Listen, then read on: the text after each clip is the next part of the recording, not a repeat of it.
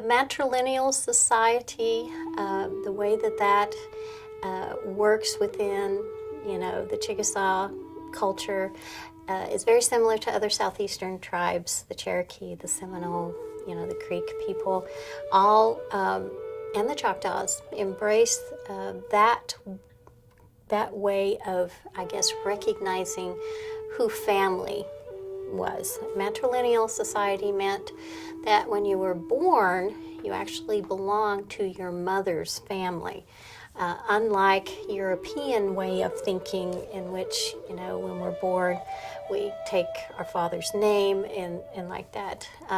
But for Chickasaws, interestingly enough, when a young man was born into a family, he belonged to his mother's family, and it was her brothers, uncles, men of her family that were responsible for teaching him the things he needed to know as a Chickasaw male.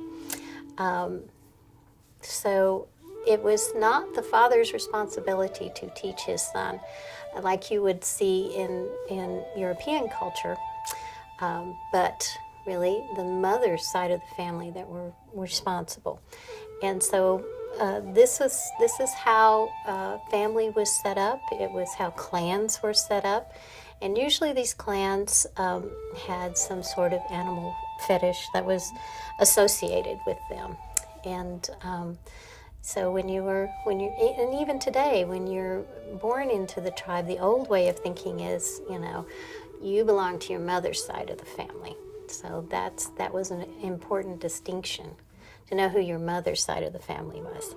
And it was the elderly ladies that kept everything separate and made a lot of the decisions about marriage and that sort of thing.